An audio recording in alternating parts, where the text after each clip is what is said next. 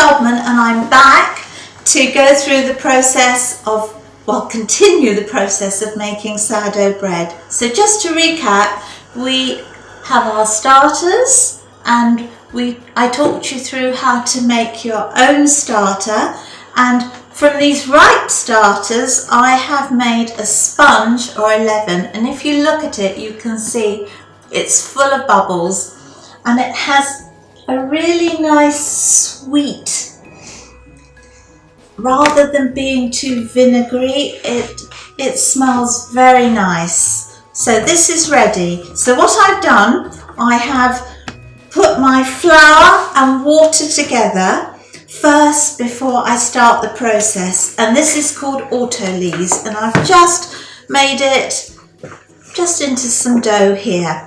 And the reason I like to do this is because it hydrates the flour and it allows the enzymes in the grain to start breaking down the starch and protein is gluten.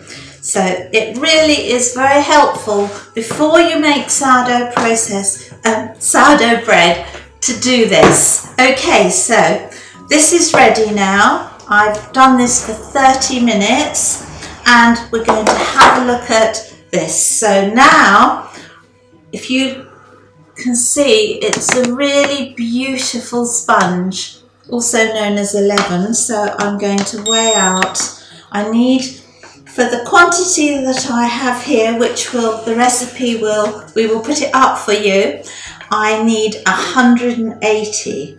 So I just want to see how much a ladle is. Yeah, right, so I'm going to use 180 of this.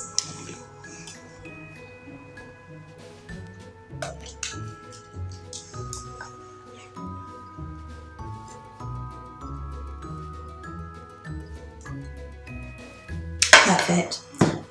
So I'm going to put this now into my flour and water, which has been resting for half an hour.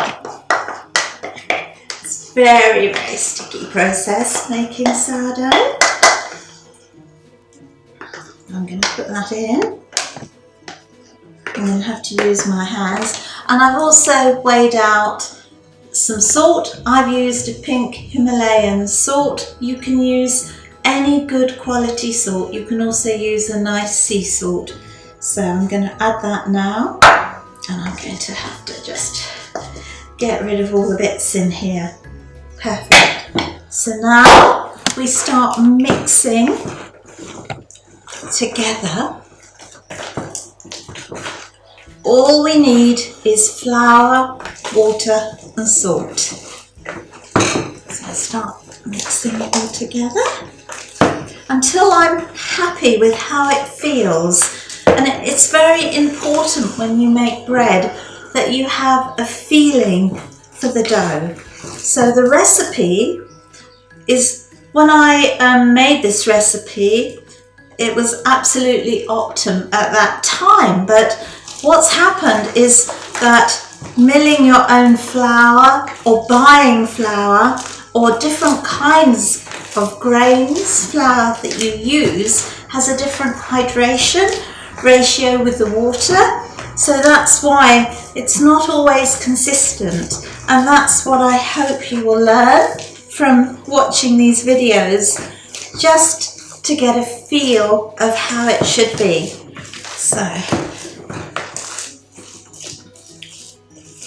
to me, it's lovely and sticky, but it does feel a little bit tight. I like sourdough to be quite uncomfortable to the touch until you start working it. So I'm just going to add just a little bit more water, not much, just a little drop. That already feels better. So I've mixed it together, and because it's quite a wet recipe, I'm going to keep it in the bowl. It makes no difference if you prefer to work it on the bench, you can, but it's just a bit cleaner in the bowl.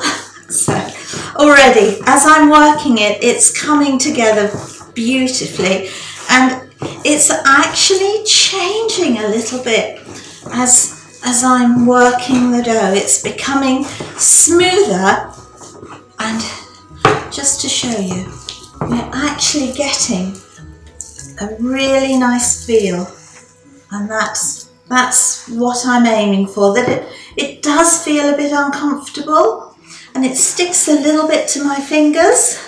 I'm just going to put a little bit of flour. It's a good way of cleaning your fingers. And now we're going to work the dough. So I'm going to pull up the dough, and I'm going to, I don't know if this bowl is a bit big for you to see what I'm doing. I'm pulling it up and I'm tucking it under.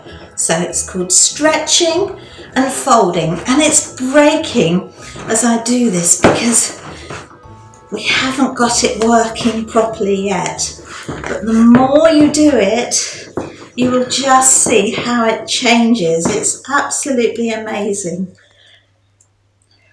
Right, so I'm just going to work it into the centre.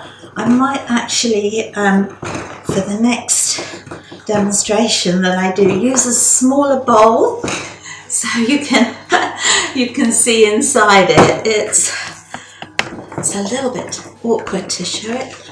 Okay, so at the moment I'm just tucking it into the middle until it starts working.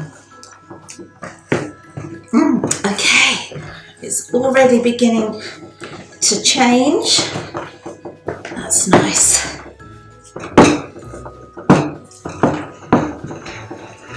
And it is a bit of work, and you really need to do this to begin with for maybe 6-7 minutes, just to get a response.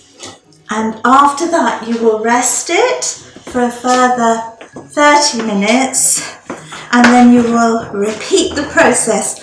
I normally repeat the process about 7 times.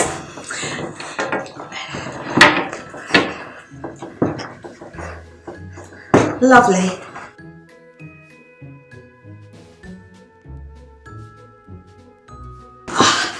Good, I can get a stretch on it now. Good, so what I've done is just change to a smaller bowl, so hopefully you can see more easily what I'm doing. So already the dough is starting to stretch without breaking. So, and tuck it under. Tuck it under. Just rotate the bowl and do this. Lovely. And now I'm just going to tuck it under in the bowl. And what is happening is, just to show you the dough, it's still extremely sticky, but that is really what I want. But it's really responding very nicely. So we're just working the dough in the bowl, but you can see it's actually looking like proper bread dough now, which is really nice. So I'm just going to put that back in there, and I'm going to now cover it with a tea towel, just a clean tea towel, and we're going to leave it for 30 to 40 minutes, and I'm going to repeat the folding, tucking process. So I have folded and stretched the dough for 7 times, and now it's absolutely ready. And I've made one already, which is an approving basket, and I'm just going to show you how to shape that. And there are so many different ways of doing sourdough, and this one I'm going to put in the fridge overnight just to extend that proving time. So I'm going to work the dough very, very gently with sourdough. It's much more of a delicate structure. I just need a very little bit of flour to put down on the bench, because it's still lovely and sticky.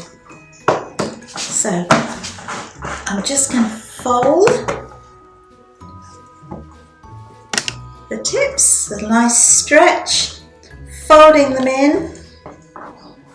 And then with sourdough, you don't have to drag it, you just gently roll it. Just let the dough take its own shape. And I am just going to make this into the shape that I want, which is a nice circular shape. And what I'm doing now is I am making a nice tight tension, and this is what we need to achieve. So you just work the dough, and that is perfect. You can work it with that, or if you find this action a little bit difficult, all you do is tighten it. Oops. Is just tighten it, and that is absolutely perfect. Now what we do is we just put some flour on the top, and I have already floured my basket, and in it goes. And I will leave both of these in the fridge overnight. Right, so my doughs have been in the refrigerator overnight, and they are definitely both ready. So now, if you look, they spring back very nice. So I'm going to take one out that way, and this one I'm going to put onto some paper. Very nice. And I'm going to put it into a Latrice, which does the same as a Dutch oven. It will steam the dough, and it will actually give it some support as well. So when you're beginning, this is a very good way of doing it. That's all I'm going to do. I'm just going to score the top, which is to cut the top, and the reason is, it's hard to do it like this, but you just smooth it over. I'll show you what I've done. You don't drag it, you just go with the dough. And I'll just open the dough up. And the reason I'm doing this is so when the dough rises, it won't crack, and it will help it to rise. It will rise now 25% in the oven, and so I'm going to put them straight into the oven.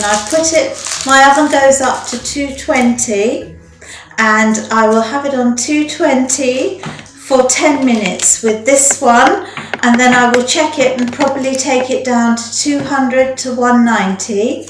With this one, I will keep it for 15 to 20 minutes with the lid on, and I'll just look at it until it's slightly golden brown, and then I will take the lid off for the last 10 minutes. So the bread has just come out the oven. If you can see, it's a really lovely golden colour. I'm absolutely delighted with that. This is spelt, whole grain spelt and white.